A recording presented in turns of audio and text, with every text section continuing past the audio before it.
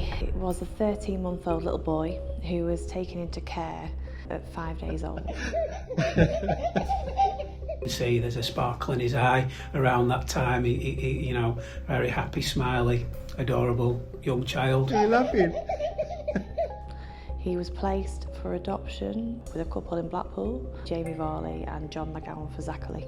Initially looked like it was a match made in heaven for both the couple and for the little boy. But in less than 4 months of Preston moving in with the couple, things started to change. He had multiple visits to hospital, including one visit where he had a broken arm. July the 27th, he was taken in cardiac arrest, and despite the best efforts of medics, he passed away. No, this is not. No. When they first arrived at hospital, I think they were treated as grieving parents. I think it was seen as a, obviously the story that Jamie Varley gave to medics at the time was that he'd been in the bath, he'd been in his bath seat. He was in his bath seat and Jay just walked away for a couple of minutes and came back, and he was in the bath water, and then got him out, and then he was being sick.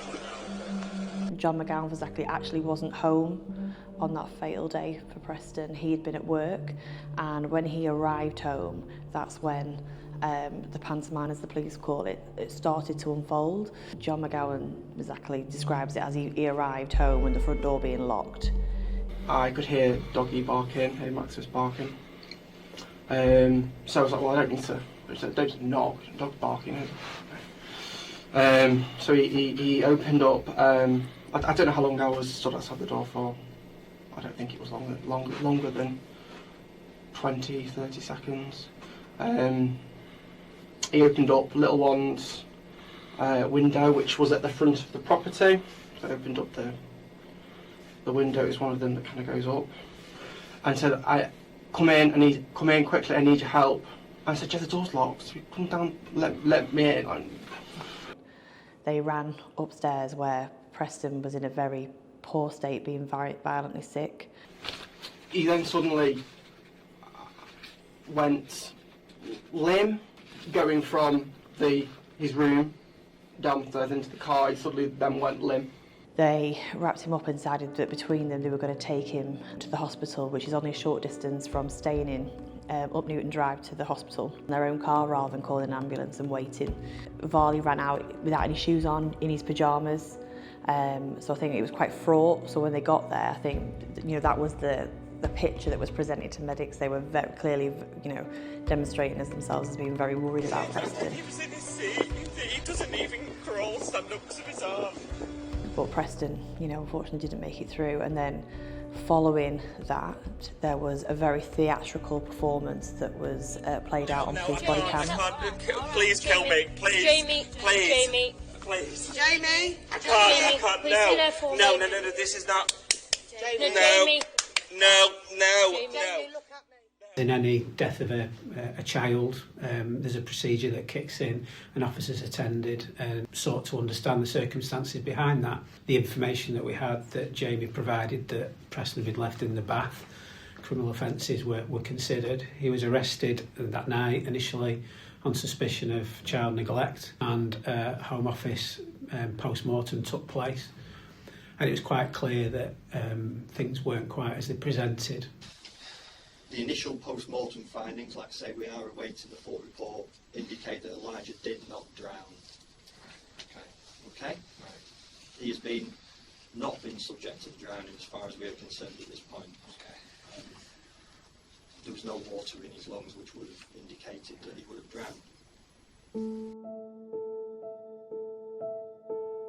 But the prosecution understand to have happened that he was sexually assaulted twice on the fatal day that he died. There is a video on Varley's phone that shows Preston in respiratory distress, lay on a bed in a nappy, looking like really struggling to breathe, which the expert witnesses in the case have described as at that point Preston was recovering from a moment where his airway was obstructed. He's had some sort of obstruction, and his body is trying to get back a normal rhythm of breathing, replenish the oxygen in his body. Obviously, we've got that video of him in a very distressed state, an hour and 3/4 before he goes to hospital. Yeah. And that is a massive concern to us, obviously, because to us that looks like he's been left for an hour and 3/4. No, he hasn't. He hasn't. You come off your phone. You stop using your phone altogether at 17:40 hours, 50 minutes before you go to hospital. He needed medical help. He was clearly struggling. The video goes on for over an hour, showing Preston in this state. And then what's believed to have happened is then again, he was sexually assaulted again, but this time it proved fatal. Again, we've got quite a large gap in the timeline at the moment. We can't fill, other than we can say an hour before that, before you come off your phone, he's in that state. It appeared that he'd been in and out of hospital with convulsions, and that was trying to be explained away as, you know, they were told that there was nothing medically that the hospital would do to step in, and actually they just needed monitoring and the data capturing. So that is what Varley has said. Well, I filmed it because when I went to the hospital, they told me to. They told me to take a record of what was going on. So that is his defence, that was why he filmed Preston in that state. But the prosecution say actually that's not the case. We think these videos are trophies. Did you have a sexual interest in Elijah? No. Was there anything sexually motivated? No, absolutely not. No. In any of these injuries that Elijah has sustained? Sorry, say that a bit. Was there anything sexually motivated? No, absolutely not. No. There is a catalogue of videos that the police have taken and managed to find on Varley's phone and Fazakerley's phone, where Preston is clearly in distress, is clearly being ill-treated. So, for example, there's one video where it's very late at night. Preston is a very, very tired baby at that point. You can see he's desperately trying to sleep. And there's some Disney Moana music playing in the background. And the music gets louder, and then just as literally Preston falls asleep, and you can see that he's sort of rocking. And he wakes up really bewildered and looks scared, like he doesn't know what's going to happen next. Post-mortem, the evidence uncovered by Dr. Armour during that autopsy of 40 injuries, both external and internal, bruising to the back of the throat, bruising to the bladder, anal injuries. Evidence shows that there are 5 bruises to the front of the left thigh. And in Dr. Armour's opinion, this is consistent with a slap to this area.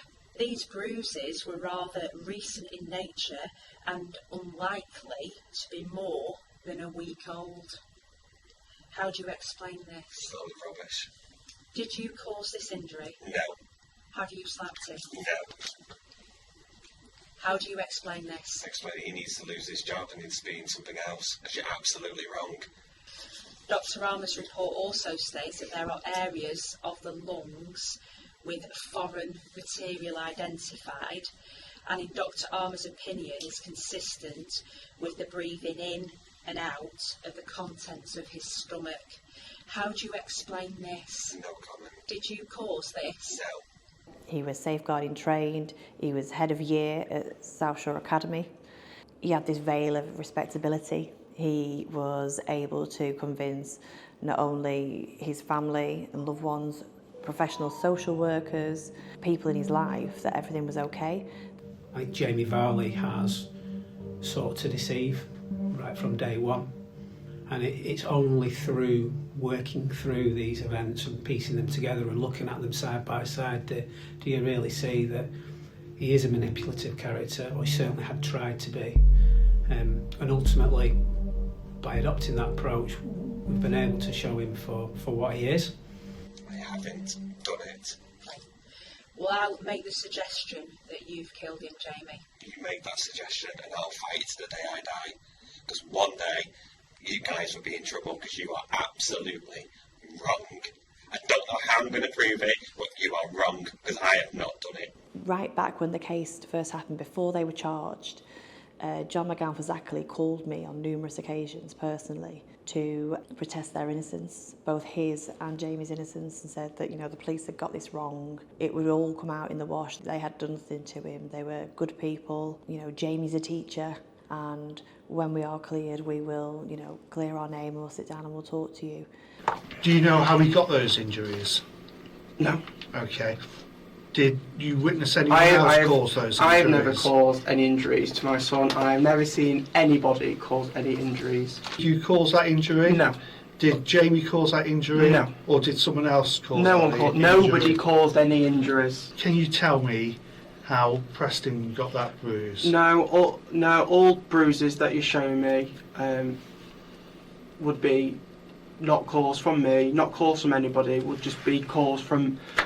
Says he was unaware of how these bruises were caused, and it is hard to understand how anyone could live in that household with that many injuries to a child of that age who is immobile, is not yet walking, to have not known that something very, very sinister is going on. Oopsie!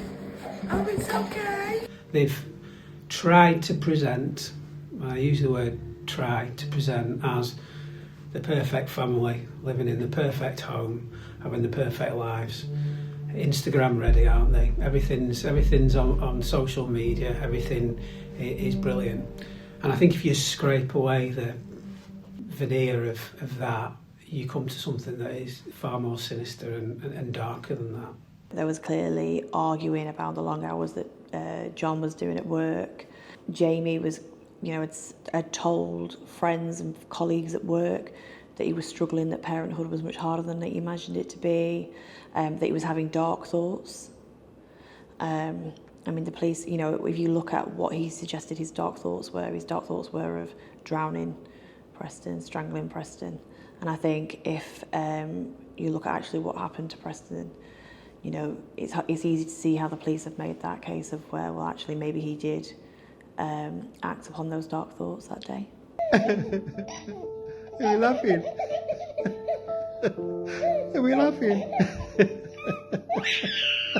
Preston had been described as, from his previous foster carers who he'd spent 9 months of his life with, as a bubbly, happy, go-lucky, fun little baby. And in his earlier pictures, you can really see that he's got a little sparkle in his eyes. You know, he looks really happy. Oh dear. I'd like to say a few words on behalf of Sarah Davey. Preston Paul Arlo Davey was perfect from the moment he was born. The second he was placed in my arms, I felt completely in love with him. He was my baby, my son, and from that day on, I never wanted to let him go. For the first 7 months of his life, I was lucky enough to spend precious time with him. He had the most beautiful smile, one that could light up any room, and the bond we shared was something everybody could see. Those memories should have brought me comfort, but instead they are now mixed with pain, because I know what they put him through in his final months. He was defenceless. He relied entirely on them, the adults responsible for him, to love him, care for him, and keep him safe. Instead, they caused him suffering. They took away his chance to grow up, to go to school, to make friends, to live a full life. They took everything from him. There are no words that can truly describe the moment Sarah was told her son had died. The world ended, part of it died with him. What makes it even more unbearable is knowing that his death was not an accident. It was something cruel, something that he did not deserve, and something that should never have been allowed to happen. Now I'll read a few words on behalf of Sandra Cooper. Preston's death has had a huge impact upon our lives. Preston was going to be the last child we fostered. However, we could not retire after Preston had died. We felt we had a duty to other children, and We could not sit back and enjoy ourselves knowing that other children were being abused, mistreated and could die. My husband Paul and I continued to foster children to protect them. We are doing this for Preston in his memory. Preston's death has changed my perspective on life. Things I once felt were important, I now feel are not. I realise that life is too short. Paul and I will often watch videos we took of Preston when he was happy with us, laughing and giggling, playing with his toys and smiling. Preston's face would light up when we looked at him. He was joyful, so content and happy, with sparkly, smiling eyes. This is how we want to remember him.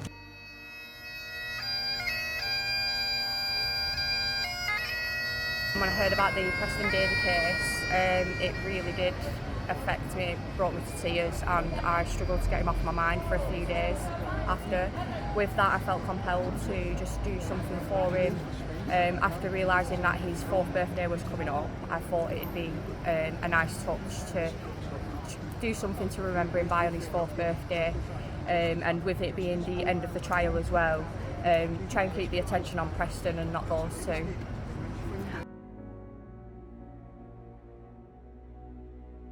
These people, let's not underestimate it, they went through a very comprehensive vetting process where they've met with social workers for weeks and weeks, gone right back to when they were children. They've had every inch of their life looked at, from their finances to their home arrangements to their work life. They were able to hide that. We should have been living a beautiful life now. Adopted families are really important. When a child is brought into a family and they're united, they become just an ordinary family like everybody else is. So often, you don't hear much. He would have had a really bright future, and that was snatched away from him, at such a young age by somebody, or the two people that should have loved him, that he got to know as dad.